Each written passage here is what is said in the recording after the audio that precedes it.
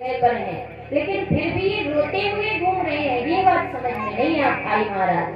भोले बाबा ने कहा अभी में शंका हो गई है, तो शंका का समाधान भी होना चाहिए कि नहीं होना चाहिए। बोले तो एक काम करो कि जाकर के तुम इनकी परीक्षा ले लो। परीक्षा कैसी ली?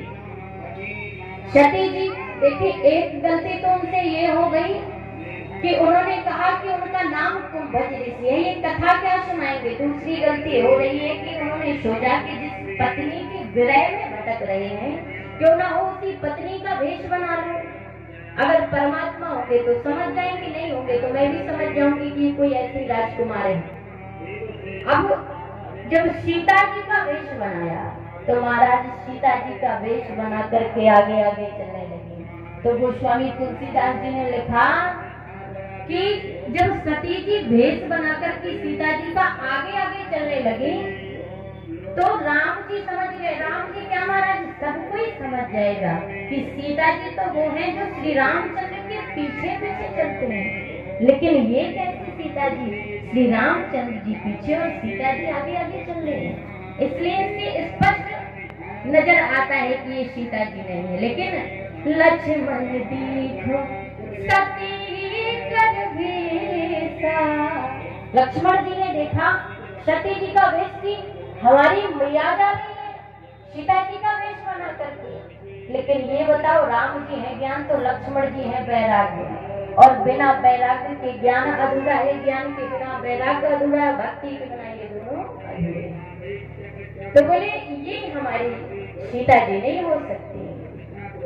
अब सती जी ने कहा कि लगता है अभी पहचाना नहीं। राम जी ने देखा कि अगर इनको शंका है तो इनकी शंका का समाधान भी किया जाए, इनकी शंका भी मिटाई जाए। राम जी गए, प्रणाम किया। अरे देवी, आप इस जंगल में अकेले कहाँ घूम रही हैं? भोले बाबा कहाँ हैं? सती जी ने कहा कि ये कैसे समझ गए? एक बार देखा कि कहीं ऐसा तो नहीं है कि वेश बदलना ये भूल गई। देखा तो सीता जी के वेश में। सती जी ने कहा कि मुझसे बहुत बड़ी गलती हो गई। राम जी ने कहा माता जी आप थोड़ी देर के लिए अपने नेत्र बंद करेंगे। जब सती जी ने नेत्र बंद किए तो देखा महाराज राम लक्ष्मण सीता जी यहाँ भी हैं, वहाँ भी राम लक्ष्मण सीता जी ने। आगे देखा तो सीताराम जी, पीछे देखा तो सीताराम। सती जी ने नेत्र बंद किए महाराज, देखा ऐसे दृश्य देखे कि हर जगह राम और सीता है। नेत्र खुले तो देखा कि इनके साथ सीता नहीं है। नेत्र बंद करके देखा तो सीता जी साथ में है। सती जी ने कहा मुझसे बहुत बड़ी गलती हो गई। देखिए, एक गलती, दूसरी गलती यहाँ हुई, तीसरी गलती कहाँ हुई? तीसरी गलती जब सती जी गई, भोले बाबा ने पूछा क्या बात है सती जी, आपने परीक्षा ली कि नहीं ली? अब सती जी नहीं बता दी कि परीक्षा ली कि नहीं ली। बोले नहीं बाबा, हमने कोई परीक्षा नहीं ली। बोले बताओ, अगर आप वहाँ पर ठहरी थी, आपको शंका थी, तो आपने तो परीक्षा ली होगी। तो देखिए तीसरी गलती क्या कर रही है, क्या कहती है कि कछु न परीक्षा अली ने गुसाई, कछु न परीक्षा अली ने गुसाई, कीन्हो प्रणाम तुम्हारी नाई, कीन्हो प्रणाम तुम्हारी नाई, कीन्हो प्रणाम। बोले कछु न परीक्षा लीन गोसाई, कीन्हो प्रणाम तुम्हारी नहीं। भोले बाबा ने कहा ऐसा तो नहीं हो सकता।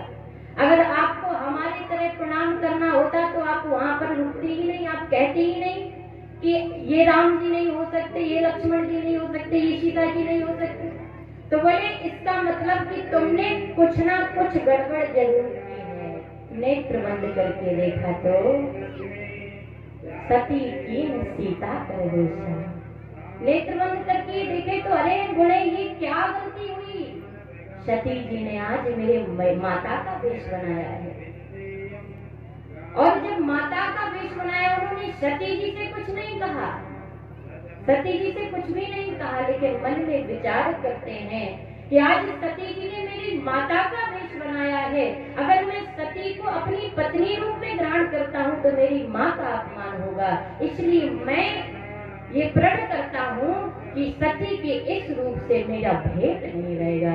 तो महाराज इसलिए कहते हो कि शास्त्रों पर कभी शंका नहीं करनी चाहिए। अगर शंका करोगे तो सती जी की तरह हालत होगी। इसलिए शंका हो तो पूछ लो, पर इतनी बड़ी शंका मत करो कि परमात्मा के पास परीक्षा लेने के लिए चले जाओ। क्योंकि परमात्मा का नियम आज तक कोई नहीं बदल पाया, कोई समझ भी नहीं पाया। लिखने वाले ने एक गीत लिखा है और क्या कहते हैं कि सभी को पिलाए अमृत तूने, जहर भी हमको पिलाया न गया, राज कुदरत का ये पाया न गया, राज कुदरत का। वो राज कैसा है देखिए, कोयलिया काली काली खुदकती डाली डाली, वो मीठी तान सुनाती सभी के मन को भाती, वो मीठी तान सुनाती सभी के मन को भाती। लेकिन मोर का पंख दिए चमकीले, मोर का पंख दिए चमकीले, आए वो पैरों का।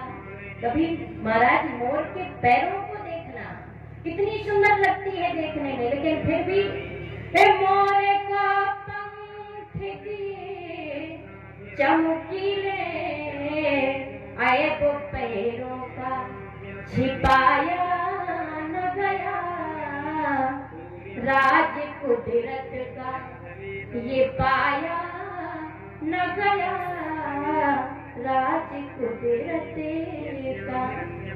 और कमल फूलों का राजा विष्णु के नाभि विराजा, तीन लोकों का राजा विश्व में बजता बाजा, कमल को फेंक दिया कीचड़ में। कोई भी फूल लाते हैं महाराज तोड़ के, कमल को फेंक दिया कीचड़ में, उसे डाली पर सजाया न गया, राज कुदरत का ये पाया न गया, राज कुदरत का। महाराज परमात्मा के इस राज को कोई नहीं पा सकता, कोई समझ नहीं सकता। कमल फूलों का राजा विश्व के नाभि विराजा, तीन लोकों का राजा विश्व में बजता राजा, कमल को फेंक दिया कीचड़ में, उसे डाली पर सजाया न गया, राज कुदरत का ये पाया न गया। चलिए ज्यादा समय न लेते हुए गोस्वामी तुलसीदास जी ने लिखा है कि जब जब होई धर्म के हानि, बाढ़े असुरे अधम अभिमानी, बाढ़े असुरे अधम अभिमानी, जब जब होई धर्म के हानि, बाढ़े असुर अधम अभिमानी। जब जब महाराज इस पृथ्वी पर धर्म की हानि होगी तो बाढ़े असुर अधम अभिमानी। तो मेरे परमात्मा का जन्म जरूर होगा, और जब जन्म होगा तो उस जन्म को सफल कौन करेगा? परमात्मा को अपने पास लाएगा कौन? महाराज संतों के बिना, गुरु के बिना ये कार्य कोई नहीं कर सकता। तो गोस्वामी तुलसीदास जी ने